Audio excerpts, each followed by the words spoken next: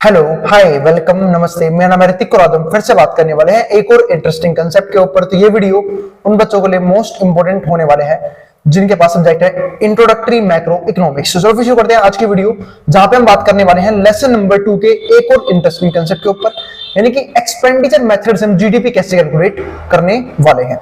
आई बात समझ में। और इस कंप्लीट सीरीज के नोट्स प्रिपेयर हो चुके हैं। जिन बच्चों को नोट्स परचेज करने हैं वो इस नंबर से नोट्स ले सकते हैं 9667836336। और भाई किसी भी टाइप की कोई भी क्वेरी रह जाए इस कंप्लीट सीरीज के अंदर, या फिर किसी क्वेश्चन के अंदर, या फिर किसी टॉपिक के अंदर, या फिर चाहे किसी वीडियो के अंदर ही क्यों ना हो, कोई डाउट बच जाए तो वो आप चाहो तो इस नंबर पे बता सकते हैं। जब ये कंप्लीट सीरीज कंप्लीट हो जाएगी, यार ये पूरी हो जाएगी, तब मैं लास्ट में कुछ वीडियोस ऐसी बना दूंगा जहां पे हम उन सारे डाउट्स को कवर कर लेंगे। आई बात समझ में।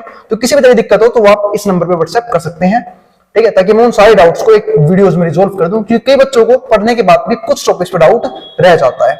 आई बात समझ में। तो वो आप वहां पे पूछ सकते हैं। चलो फिर यहाँ पे देखते हैं उसने क्या बोला हुआ है। लेसन नंबर 2 में हमें पढ़ना है introduction to national income accounting.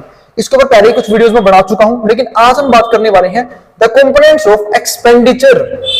ठीक है, कि एक्सपेंडिचर के कंपोनेंट क्या होते हैं जब हम एक जीडीपी कैलकुलेट करने वाले होते हैं।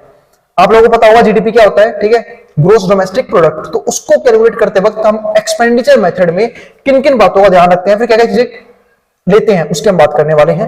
जैसे यहाँ पर देखो क्या लिखा हुआ है, economist and policy makers are not only about the economy's total output. वो सिर्फ इकोनॉमीज के टोटल आउटपुट के ऊपर बात नहीं करते, ठीक है, output of goods and services, but also about the allocation of this among alternative uses. इसका मतलब ये है कि जब एक पॉलिसी मेकर एक सोचता है तो वो ये नहीं सोचता कि हमने कितनी गुड्स एंड सर्विसेज यूज की है, कितने के ऊपर खर्चा किया है।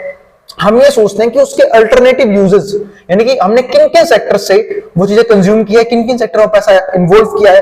तो उन सारे बातों का हम ध्यान रखते हैं जब हम एक पॉलिसी बना के चलते हैं। या फिर जैसे मान लो कि जब कोई भी कंपनी या फिर कोई भी ऑर्गेनाइजेशन खड़ी होती है तो वो इसमें सोचते हैं ना कि भाई किस सेक्टर पे कितना पैसा लगाना चाहिए, किस सेक्टर पे कम पैसा लगाया गया है और किस पे ध्यान देने की जरूरत है, तो उस पर हम ध्यान भी देते हैं। तो उन सारी बातों का ध्यान रखते हैं पॉलिसी मेकर्स पॉलिसी बनाने से पहले। ठीक है, अब यहां पर देखो national income accounts divide GDP into 4 broad categories. जो नेशनल इनकम अकाउंट्स है, ठीक है, वो डिवाइड करते हैं जीडीपी को किसमें, 4 ब्रॉड कैटेगरीज में। ऑफ स्पेंडिंग, पहले क्या आता है हमारे पास, ठीक है, कंजप्शन, फिर आता है हमारा इन्वेस्टमेंट। देखो कंजप्शन और इन्वेस्टमेंट ये दो सबसे बड़े फीचर होते हैं अगर मैं इंडिविजुअल्स के इनकम के हिसाब से बात करूं तो। ठीक है, अगर मैं 2 सेक्टर इकोनॉमी की बात करूं तो यहां पे हम अपने पैसों को 2 ही जगह यूज करते हैं। पहला कंज्यूम करने में, वो भी किसमें, डिफरेंट टाइप से गुड्स एंड सर्विसेज यूज करने में, जो हम पढ़ेंगे वीडियो के बिल्कुल आखिरी पार्ट में। आई बात समझ में कि कैसे एक इंडिविजुअल अपने पैसे को खर्च करता है, एक तो कंजप्शन में, दूसरा सेविंग्स में। और उस सेविंग को क्या करता है, वो इन्वेस्ट करता है, चाहे वो बैंक में रखता हो, ठीक है, चाहे वो रियल एस्टेट में इन्वेस्ट कर दे, चाहे वो म्यूचुअल फंड में, इक्विटीज में इन्वेस्ट कर दे, ठीक है, बॉन्ड्स में इन्वेस्ट कर दे, तो वो डिफरेंट जगह उन पैसों को इन्वेस्ट कर सकता है। इसका मतलब कि अगर हमारे 2 मेजर पोर्शन देखो मैं नेशनल इनकम के, तो उसमें क्या आता है हमारा कंजप्शन और दूसरा आता है हमारा इन्वेस्टमेंट। फिर आते हैं गवर्नमेंट बीच में, ठीक है, यानी कि जब हम बात करते हैं थर्ड सेक्टर ऑफ इकोनॉमी, उसमें आता है गवर्नमेंट। तो गवर्नमेंट की परचेजेस, यानी कि गवर्नमेंट क्या क्या परचेज करती है, ठीक है, वो भी हमारे किसके अंदर आता है, जीडीपी के अंदर आता है। फिर आता है हमारा नेट एक्सपोर्ट। और ध्यान रखना नेट एक्सपोर्ट का एक इंपॉर्टेंट फॉर्मूला होता है, इसको हम क्या बोलते हैं, ठीक है, एक्सपोर्ट माइनस में इंपोर्ट। उम्मीद है आप लोगों को एक्सपोर्ट इंपोर्ट पता है। एक्सपोर्ट का मतलब होता है वो सामान, ठीक है, जो हमने बाहर के देशों से क्या किया है, ठीक है, बाहरी देशों को बेचा है, उसे हम क्या बोलते हैं, एक्सपोर्ट। यानी जैसे मान लो हमारी कंट्री में कुछ गुड्स एंड कुछ सर्विसेज ऐसी बनाई जा रही है जिनकी डिमांड फॉरेन कंट्रीज के लोग कर रहे हैं, तो उनको हम क्या करते हैं, उस चीजें भेज देते हैं, चाहे वो गुड्स की फॉर्म में हो, चाहे वो सर्विसेज हो, ठीक है। तो वो हमारा क्या होता है, एक्सपोर्ट। और इंपोर्ट का मतलब क्या होता है कि उनसे उनके बनाए हुए गुड्स, ठीक है, जो अच्छी क्वालिटी के हैं या फिर कोई अच्छे तरह का जो फीचर है उनके पास, वो परचेज करना, और कुछ अच्छी सर्विसेज जो वो दे रहे हैं वो परचेज करना, उसको क्या बोलते हैं, इंपोर्ट। तो जब हम एक्सपोर्ट में से इंपोर्ट माइनस करते हैं तो हमारा क्या बचता है, नेट एक्सपोर्ट। ठीक है, तो नेट एक्सपोर्ट कई बार नेगेटिव भी हो सकता है। कब होगा नेगेटिव, जब हमारे पास क्या होगा, एक्सपोर्ट क्यूई वैल्यू वो क्या होगी हमारी, क्या नाम है, ज्यादा होगी और कम होगी, और इंपोर्ट क्या हो जाएगा हमारा, ज्यादा हो जाएगा। आई बात समझ में। इसका मतलब हमने जो, मान लो सपोज करो हमने जो सामान बेचा वहां पे वो बेचा है 100 करोड़ का, ठीक है, लेकिन जो हमने इंपोर्ट किया है उसकी वैल्यू 200 करोड़।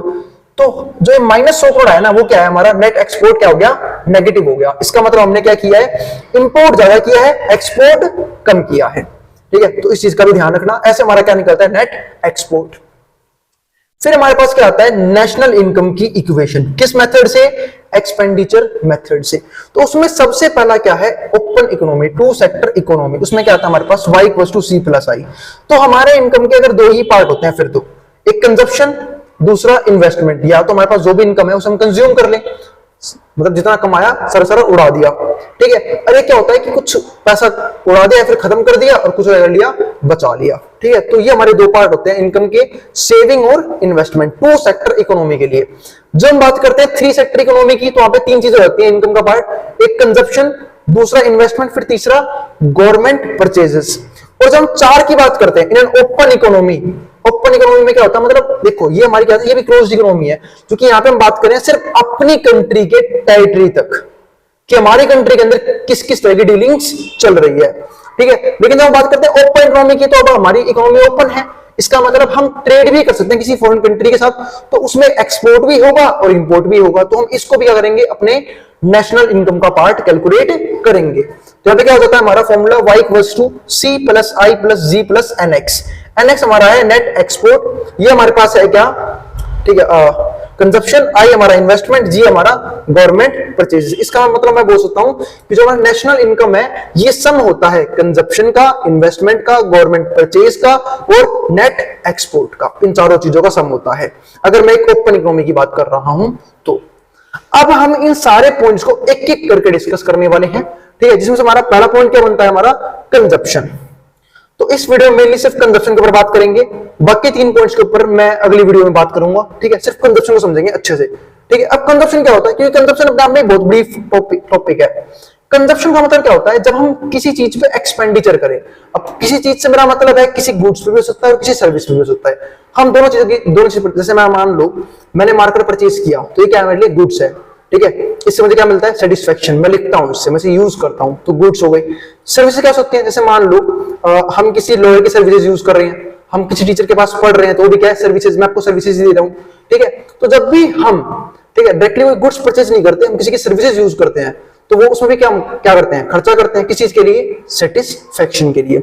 अभी बात समझ में, तो कंजप्शन का मतलब क्या हुआ, it is an expenditure on final goods and services. पर किन गुड्स पे, फाइनल गुड्स एंड सर्विसेज। क्योंकि हम कोई भी चीज ऐसी चीज नहीं खरीद रहे जिससे हम फर्दर प्रोडक्शन करें, हम सीधा क्या कर रहे हैं, खरीद रहे हैं फाइनल गुड्स। एक डिफरेंस होता है फाइनल गुड्स में, इंटरमीडिएट गुड्स में, ध्यान रखना, मैं समझा देता हूं क्या डिफरेंस होता है। फाइनल गुड्स का मतलब क्या है कि एक बार वो चीज मैंने खरीदी, मैं उसे क्या कर रहा हूं, खुद कंज्यूम कर रहा हूं, हम क्या बोलते हैं, फाइनल गुड्स, ठीक है। लेकिन मैंने कोई चीज कंज्यूम करी ताकि मैं उसे फर्दर प्रोडक्शन कर सकूं, तो उसे हम क्या बोल देंगे, ठीक है, कि वो इंटरमीडिएट गुड्स है। फॉर एग्जांपल देखिए, फ्लोर आप लोगों ने सुना होगा, आटे को बोलते हैं। सपोज करो आटा खरीदा मैंने, किस चीज के लिए, ताकि मैं उसे घर में उसे रोटी वगैरह बनाऊं और मतलब खाने के लिए, मतलब खुद कंज्यूम करने के लिए। लेकिन मान लो कोई कंपनी आटा खरीद रही है, वो तो खरीदेगी क्या बनाने के लिए, बिस्किट्स बनाने के लिए। एक सिंपल सी बात है, तो मैं क्या बोल दूंगा कि उसने उसे यूज किया, ठीक है, कैसे, एज ए इंटरमीडिएट गुड्स, एक फाइनल गुड्स को तैयार करने के लिए। अभी बात समझ में, तो फाइनल गुड्स एंड सर्विसेज जो कंज्यूम करते हैं वो हम लेते हैं यहां पे। फिर क्या आता है, with a view to derive क्या, सेटिस्फेक्शन, क्या किस चीज के लिए, सेटिस्फेक्शन के लिए। क्योंकि हम उस जगह ना तो अपना पैसा वेस्ट करते हैं ना टाइम वेस्ट करते हैं जहां पे हमें सेटिस्फेक्शन नहीं मिलता। आई बात समझ में, तो हम सिर्फ वो काम करते हैं जहां से हमें क्या मिले, सेटिस्फेक्शन मिले। It is the most important function used in macro economics theory. तो ये हमारा मोस्ट इंपोर्टेंट फंक्शन है जो यूज होता है किसमें, मैक्रो इकोनॉमिक्स की थ्योरी में। फिर क्या था हमारे पास, because all forms of consumption together make 2/3 of the GDP. क्योंकि जितने जो फैक्टर होते हैं ना वो क्या बनाते हैं, ऑलमोस्ट 2/3 ऑफ द जीडीपी। यानी कि इकोनॉमिक सेक्टर के अंदर जितने भी हमारा जो कंजप्शन फैक्टर है वो हमारा 2/3 ऑफ जीडीपी बना देता है। अगर मान लो मैं एग्जांपल दूं, जीडीपी की वैल्यू मान लो, सपोज करो एग्जांपल दे रहा हूं, इससे तो बहुत फालतू दे, 300 करोड़ मान ली मैंने, ठीक है। तो 2/3 यानी कि 200 करोड़ जो है ना वो सिर्फ किससे आया है, कंजप्शन से। क्योंकि लोग अपनी इनकम का सिर्फ कुछ पार्ट ही इन्वेस्ट करते हैं, कुछ पार्ट ही सेव करते हैं, मैक्सिमम पार्ट क्या करते हैं, कंजप्शन पे खर्च कर देते हैं। अब आता है हमारे पास, consumption depends on the following factor, यानी कि जो कंजप्शन है वो हमारे किस किस फैक्टर पे डिपेंड करते हैं। तो अगर मैं कंजप्शन की बात करूं तो पहले तो डिपेंड करता है इनकम पे, जितनी ज्यादा इनकम उतना ज्यादा कंजप्शन, ठीक है, और उतनी ज्यादा इन्वेस्टमेंट। तो कंजप्शन का सीधा फर्क किससे पड़ा, इनकम से। इनकम और कंजप्शन में पॉजिटिव रिलेशन होता है, ठीक है। इनकम बढ़ेगी कंजप्शन बढ़ेगी, इनकम कम हो जाएगी कंजप्शन कम हो जाएगी। फिर दूसरा हमारे पास आता है वेल्थ। हमारे पास वेल्थ कितनी है, कई लोग इनकम नहीं होती, वैसे होती है पैसिव सोर्स ऑफ इनकम बोलते हैं उसे हम, ठीक है। ठीक है, दो तरह की इनकम होती है, active source of income, passive source of income. Active source of income का मतलब क्या है कि जब मैं काम कर रहा हूं मुझे बदले पैसा मिल रहा है, उसमें क्या बोलते हैं, एक्टिव सोर्स ऑफ इनकम। लेकिन कई बार क्या होता है, लोगों ने एसेट जनरेट किए होते हैं, जैसे कि मान लो रेंट के लिए घर दिया हुआ है तो रेंट आ रहा है, वहां से क्या हो गया, पैसिव सोर्स ऑफ इनकम। अब उसके लिए मुझे काम नहीं करना पड़ रहा, वो एक टाइम पे किया था मैंने काम। आई बात समझ में? तो एक्टिव सोर्स ऑफ इनकम और पैसिव सोर्स ऑफ इनकम। तो इनकम का मतलब क्या होता है हमारे पास, ठीक है, अगर इनकम बढ़ेगी, अब यहाँ पे तो समझ हमारा वेल्थ, वेल्थ मतलब संपत्ति, ठीक है। कई लोग क्या करते हैं, यहाँ से passive source of income generate करते हैं। सपोज करो उनके पास बहुत अच्छा खासा अमाउंट पड़ा हुआ है, 1 करोड़ 2 करोड़ बैंक में, उसने लगा रखा है ब्याज पे, इंटरेस्ट पे इन्वेस्ट कर रखा है, तो अब इन्वेस्टमेंट करने पे रिटर्न्स आएंगे, तो उन रिटर्न्स को क्या कर रहे हैं, वो खर्च कर रहे हैं। तो जिनके पास जितनी ज्यादा वेल्थ होती है ना, वो उतना फालतू क्या करते हैं, खर्चा भी करते हैं। क्यों? क्योंकि वेल्थ से पैसिव सोर्स ऑफ इनकम अच्छी जनरेट की जा सकती है। फिर तीसरा क्या आता है, लाइफस्टाइल। कईयों का लाइफस्टाइल होता है लेविश। लेविश पता है आप लोगों को, बहुत महंगा लाइफस्टाइल, ठीक है। जैसे कि बहुत से एक्टर्स फॉलो करते हैं, ठीक है, बहुत से रिच पर्सन फॉलो करते हैं, वो सब बहुत महंगे लाइफस्टाइल को फॉलो करते हैं। उनका लाइफस्टाइल काफी महंगा होता है, ये काफी खर्चा करते हैं अपने लाइफस्टाइल को मेंटेन रखने के लिए। तो अगर किसी का लाइफस्टाइल महंगा है तो वो क्या करेगा, कंजप्शन भी ज्यादा करेगा, सस्ता है तो कंजप्शन भी कम करेगा, सिंपल सी बात है। फिर आता है सेक्स, मतलब क्या, मेल है या फीमेल, इस पर भी फर्क पड़ता है। अभी बात समझ में, मतलब जेंडर क्या है, मेल फीमेल का भी फर्क पड़ता है यहाँ पे, ठीक है। वो बात कैसे आई कि भाई जैसे हमने देखा हुआ, कई लोग क्या होते हैं मिडिल क्लास में, मेल जो लोग हैं वो इतना खर्चा नहीं करते अपने लाइफस्टाइल पे, जैसे कि मान लो मेकअप वगैरह नहीं करवाते अपना, ठीक है। लेकिन फीमेल्स मेकअप पे बहुत ज्यादा खर्चा करती हैं, ठीक है। मैं किसी को पॉइंट आउट नहीं कर रहा, क्योंकि आप बोलोगे कि भैया मेल्स भी अगर जैसे वॉच वगैरह महंगी पहनते हैं, जूते वगैरह महंगे पहनते हैं, कपड़े महंगे पहनते हैं, वो अलग बात है। लेकिन फीमेल्स जो है इनके अलावा भी काफी एक्स्ट्रा खर्चा करती हैं, तो वो डिपेंड करता है, ठीक है, किस पे, जेंडर पे भी, ठीक है। कि भाई हो सकता है कि बॉयज या फिर मेंस कम खर्चा करते हो, फीमेल्स ज्यादा खर्चा करती हो, ज्यादा खर्चीली हो, ठीक है। हाँ, मैं एक्सेप्शंस की बात नहीं कर रहा, एक्सेप्शन दोनों जगह होते हैं। हो सकता है बहुत से मेल्स ऐसे होते हैं जो बहुत ज्यादा खर्चा करते हैं अपने ऊपर, और बहुत सी फीमेल्स भी बहुत ज्यादा कंजूस होती हैं, जो बहुत कंजस्टेड रहती हैं और अपने पैसे को बचा के चलती हैं और समझदारी से यूज करती है। फिर आता है हमारे पास कंजप्शन फंक्शन। बहुत सिंपल सा फंक्शन का मतलब क्या होता है, कंजप्शन फंक्शन का मतलब होता है relationship between consumption and disposable income. अब बात है इनकम और डिस्पोजेबल इनकम में फर्क क्या होता है। देखो, एक तो होता है, मान लो मेरी इनकम है, मान लो 10 लाख, इसको मैं इनकम, ये सिर्फ इनकम में काउंट होगी, ठीक है। लेकिन अगर मैं किसी टैक्स के ब्रैकेट में आऊंगा, इसमें टैक्स भी तो लगेगा। सपोज करो 10 लाख का 1 लाख टैक्स चला गया, तो कितनी होगी मेरी डिस्पोजेबल इनकम, मैं सिर्फ 9 लाख रुपए खर्च कर सकता हूं, क्योंकि 1 लाख रुपए तो ऑलरेडी मैंने गवर्नमेंट को टैक्स, इनकम टैक्स दे दिया है, ठीक है। तो डिस्पोजेबल इनकम जो होता है ना, वो क्या होता है, इनकम माइनस में टैक्स, ठीक है। तो relationship between consumption and income described bye consumption function, ठीक है। तो रिलेशनशिप होते हैं किसके बीच में, कंजप्शन के बीच में और क्या नाम है, इनकम के बीच में, वो हम क्या बोलते हैं, ठीक है, यहाँ पे कंजप्शन फंक्शन। जैसे ये रहा, तो ये वाईडी क्या है, डिस्पोजेबल इनकम, और ये हमारे पास सी क्या है, कंजप्शन। और बता चुका हूं कि कंजप्शन और इनकम में हमेशा पॉजिटिव रिलेशन पाया जाता है, और अगर इनकम बढ़ेगी तो कंजप्शन बढ़ जाती है, इनकम कम हो जाएगी तो कंजप्शन कम हो जाती है। वैसे अलग बात है कि अगर इनकम का कांस्टेंट वो जब होगा जब मैं अदर फैक्टर्स को कांस्टेंट मान लूं। कई बार अदर फैक्टर्स की वजह से, ठीक है, ये चीज भी इन्फ्लुएंस होती है, उसको मैं बात करूंगा अगली कुछ वीडियो में अगर जरूरत पड़ी तो, अगर टॉपिक आया तो। इसके अलावा जो हमारा कंजप्शन फंक्शन खत्म हो चुका है, अब भी हमारे पास कुछ चीजें बच गई हैं कि इन्वेस्टमेंट में क्या होता है, गवर्नमेंट परचेज का मतलब क्या होता है, नेट एक्सपोर्ट का मतलब मैं बता चुका हूं ऑलरेडी, लेकिन कुछ चीजें मैं और इंक्लूड करूंगा, वो इंक्लूड करूंगा मैं आने वाली वीडियोस में। अब जिसको जो उतारना उतार सकता है, मैं बोर्ड के सामने से। और उम्मीद आपको वीडियो पसंद आई होगी, तो पसंद आई हो तो वीडियो लाइक करना मत जाना, और चैनल को सब्सक्राइब भी कर देना ऐसी वीडियोस के लिए। अब जिसको जो उतारना उतार सकता है, मैं बोर्ड के सामने से।